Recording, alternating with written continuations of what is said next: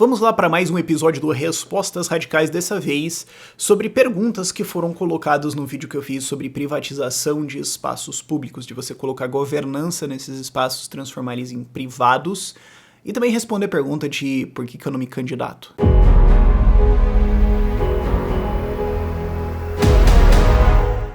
E só para lembrar você, dia 1, 2 e 3 de novembro a gente vai ter o Lideranças Radicais ao vivo digital aqui. O Lideranças Radicais é um curso que a gente estava na estrada em 2019, 2020 não deu, que é para desenvolver lideranças, que é para desenvolver suas habilidades de liderança, que muito em resumo é para você parar de só ficar esperando as coisas melhorarem e ficar se perguntando por que o mundo não é o que você gostaria e começar a ser um agente de mudança para fazer isso, né? Eu sempre falo que pra gente ter liberdade no Brasil ou em qualquer lugar do mundo realmente, não basta só todo mundo ler todos os livros e ficar parado em casa, vai ter que ter gente que vai sair e fazer isso acontecer, e o Lideranças Radicais é para ajudar você que quer fazer isso acontecer. Como é que faz para você assistir? Bom, é só você ser um membro do Clube Radical. O Clube Radical é o nosso programa de assinatura aqui do Ideias Radicais. Ele te dá acesso a vários cursos, tem vários níveis diferentes, não vou explicar aqui, mas ele te dá acesso a vários cursos dependendo do nível, te dá acesso a outras coisas também. Se você for filiado em qualquer nível, você pode assistir ao vivo, e se você for filiado do nível 2 para cima, então o nível 2, o 3 ou o 4, você vai poder ver a gravação depois. Aonde que você assina o Clube Radical? Aí ficou fácil, é o primeiro link aqui da descrição do vídeo. E vai ter mais vídeos nos próximos dias, até o dia 1º de novembro, que é quando começa, explicando mais sobre lideranças radicais e tudo mais, mas isso aqui é só para dar aquela lançada de braba e tudo mais. Vamos às dúvidas. Como eu falei antes, são dúvidas daquele vídeo que eu fiz semana passada ou retrasada sobre privatização de espaços públicos, não só de parques e praças, mas também de ruas ou bairros, ou mesmo uma cidade inteira, passar isso para governança privada, e teve várias dúvidas assim que eu já esperava, mas ainda assim é legal a gente pegar aqui e cobrir isso para ir respondendo esse negócio. Primeiro, na verdade ela apareceu de 3 formas, né? Alguém falou, isso não é privatização, isso aqui é um pequeno estado, aqui no Rio de Janeiro já tem isso, que só que elas foram privatizadas para traficante miliciano, e quem tá privatizando as ruas é a milícia do Rio e tudo mais. Gente, vamos entender uma diferença muito fundamental entre Estado e livre mercado. Livre mercado, as pessoas concordaram com aquele arranjo, elas consentiram com aquilo, não existe agressão sendo feita ali. Estado é o contrário, é uma governança imposta sob ameaça de violência, em última análise de morte, e diz assim, ó, vai ser isso aqui, quem não gostou, acabou. Então, quando uma milícia, quando uma organização de traficantes, etc., faz isso não é privado, porque você pode falar assim, não, mas tá na mão de uma organização criminosa, assim como o Estado, porque a única diferença entre uma organização criminosa padrãozinha, tipo traficantes ou uma milícia, etc., e o Estado, é que tem muita gente que acha que o Estado, porque assim, você pode votar e tudo mais, então ele é teu, ele é parte de você, o que tá errado. A origem do Estado é uma estrutura criminosa, é a teoria do bandido estacionário. Quer dizer, se tinha uma organização criminosa que percebeu que ao invés de ficar roubando as pessoas, é melhor ela se assentar em cima dessas pessoas e começar a tentar normalizar a relação dela. Começar a fazer com que as pessoas achem que aquilo ali é normal, ou bom, ou necessário, etc. Porque isso baixa o custo de transação, quanto você gasta para roubar. Essa é a origem do Estado, e você pode ver isso, é só você ver a origem de literalmente qualquer país. Não é uma coisa que eu tô falando. A história de qualquer país é... Então teve um grupo de bravos e corajosos soldados imbuídos por muito boa vontade, deles mataram uma puta galera e falaram pro resto, pagar impostinho, ok, e daí eles montaram um sistema de educação e falaram, que bom que isso aconteceu, né? E todo mundo começou a achar, tipo, pois é, calar a boca de fato ajuda muito no meu continuar a ficar vivo, né? Então vamos fazer isso. Toda história de todo país é isso. Então não existe diferença, assim, em ato entre uma milícia e um grupo de traficantes e tudo mais e o Estado. O que existe diferença é na complexidade institucional e no nível em que eles gastam para fazer você achar que isso é normal. Mas uma rua, uma área controlada por traficantes ou por milícia não é realmente diferente de um estado em termos de relação, é só em termos de como é que é a sua interação com eles ali, se ela é mais ou menos violenta ou se ela é mais ou menos formalizada e burocratizada. O que a gente está propondo com essa ideia de você privatizar espaços públicos é você acabar com essa relação de agressão, de ameaça de violência constante, ou de execução de violência em muitos casos, né? Porque a maior parte do Estado fica só na ameaça ali para ver se você se entrega e faz uma delação premiada e não tenta resistir. Raras vezes são quando ele tem que de fato te meter a porrada e a bala para roubar alguma coisa. Entre traficantes e milícias é muito mais comum, o crime comum é basicamente só isso, mas enfim. Acho que você pode dizer que a diferença de um traficante, uma milícia, etc., para o Estado é que o Estado de fato executa muito menos as suas ameaças porque as pessoas já estão mais aceitando aquilo e aceitando não no sentido de concordar, mas falando, tá bom, eu perdi mesmo, tá bom, vai. Você não fica resistindo ao roubo, mas enfim. A proposta é você mudar isso para iniciativa privada no sentido de, bom, aqui estão os títulos de propriedade, você tem agora donos desse espaço, eles administram ele, aliás, eles colocam uma governança nisso, o que é diferente, vamos abordar isso lá na frente. E quem não quiser participar, não participa. Quem não quiser pagar, não paga. Quem não quiser ir, não vai. Simples. E eles vão ter que atender as necessidades da população. Existe uma diferença muito fundamental aqui, que eu acho que é uma coisa muito importante para as pessoas entenderem. O que me leva à próxima pergunta, comentário, que foi, governança pareceu a mesma coisa que administração. Um público, outro privado. Com todas essas ideias radicais, beleza, parece interessante, mas não me parece viável para muita gente, pagar imposto, não sei o quê, ainda tem que pagar para uma empresa, vai ter que fazer todos esses investimentos e manter isso. Idealizar da hora, maneiro, gostaria de ver estudos e exemplos que isso dão certo. Tem várias coisas dentro dessa pergunta aqui. Primeiro, a governança pareceu a mesma coisa que a administração. Não. Governança delimita como será a administração. Se você for colocar hierarquicamente, governança coloca várias coisas como valores, como quais são as regras, quais são os métodos, etc. A administração é você executar isso. Tem uma diferença, governança está em cima da administração. Porque, por exemplo, no Brasil existe governança estatal. O Estado diz, se você vai fazer uma empresa, obriga-se que certas coisas sejam feitas. Você tem que colocar esses padrões, tem que fazer isso aqui, você tem que fazer esses procedimentos, você tem que entregar pra gente 30% do que você ganha, tal. Essas são as regras de governança. E agora você vai administrar isso. Você vai ter que executar essas regras que o Estado impus aqui. Então você é o administrador disso. Algumas coisas você pode fazer você mesmo. Isso vai variar de estado para estado. Mas eu coloquei um framework, coloquei uma estrutura de regras aqui.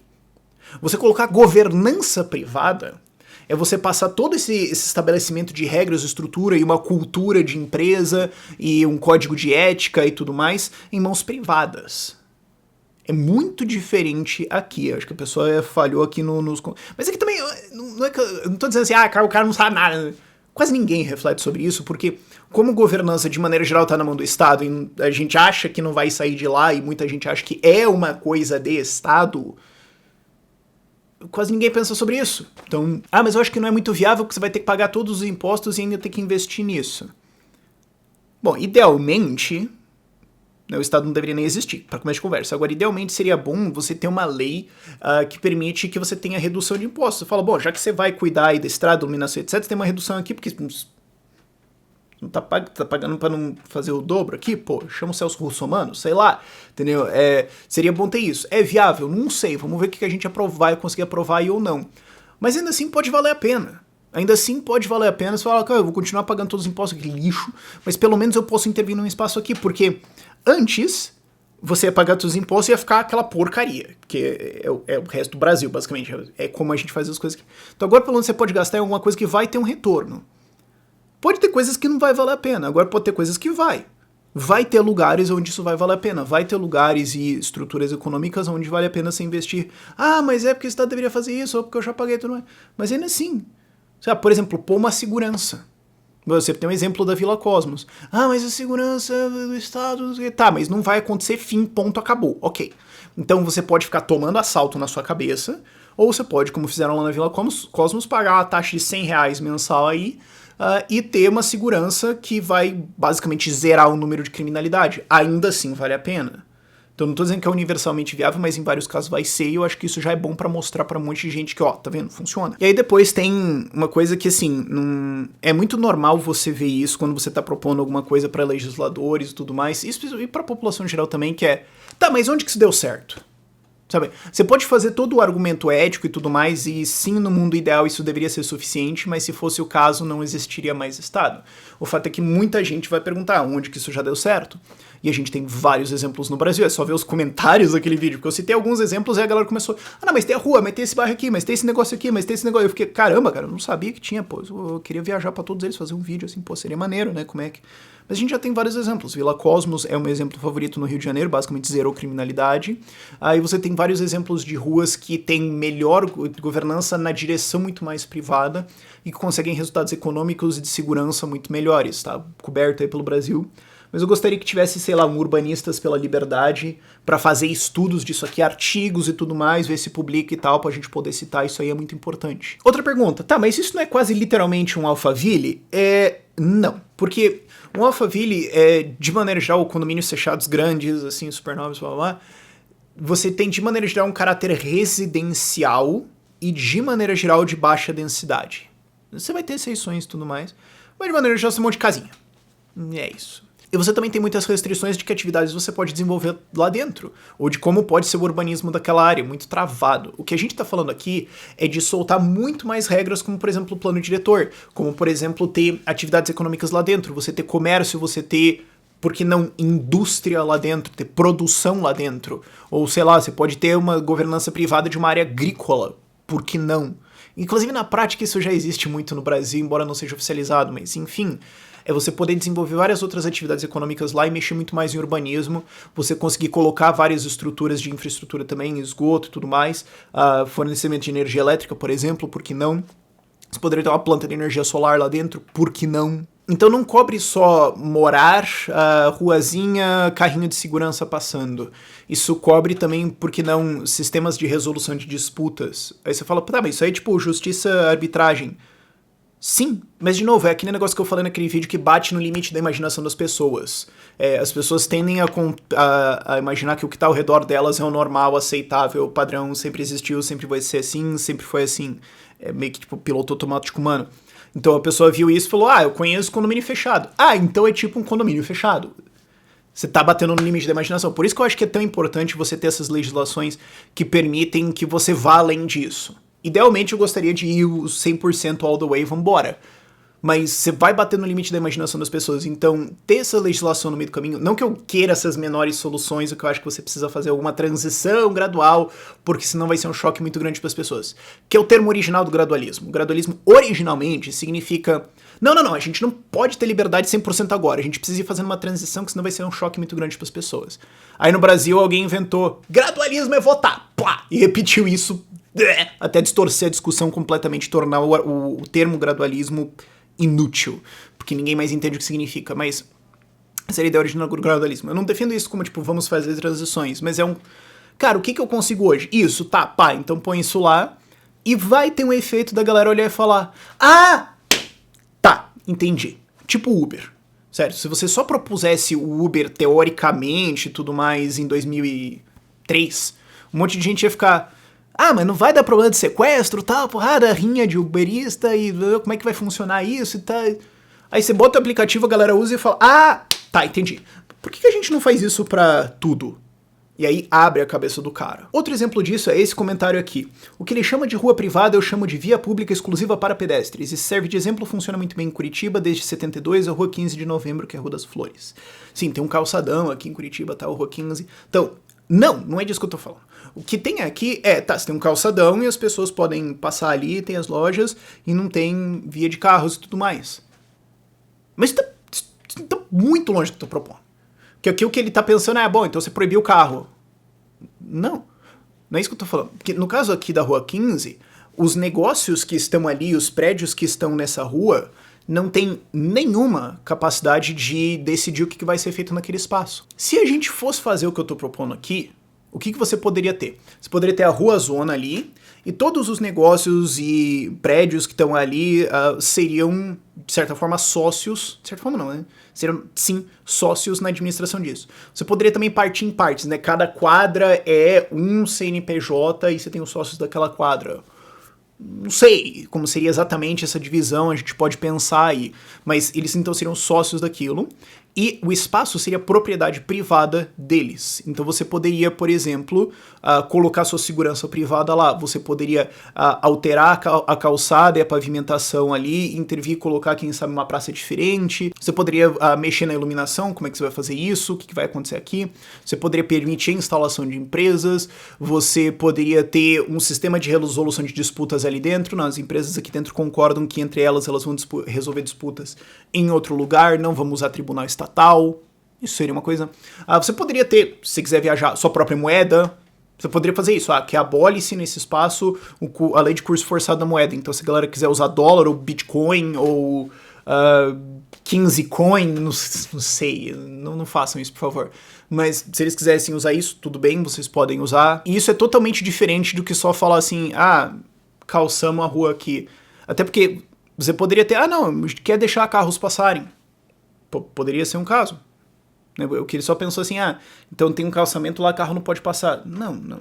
A Rua 15 do Brasil, em Curitiba, não é uma rua privada de maneira nenhuma, é só uma forma de urbanismo estatal diferente. E finalmente, né, já que ano de eleições um monte de gente tá perguntando isso ou só falando, tem esse comentário fantástico aqui que é se candidate, porra. Não faz um absoluto menor sentido em nenhum nível eu me candidatar. Porque assim, toda vez, tem um monte de gente que fala assim, o cara fala, pô, ele é só se candidatar e tudo mais. Na hora que eu vejo isso, eu sei que o cara não entendeu nada. Exatamente zero do que eu tô fazendo.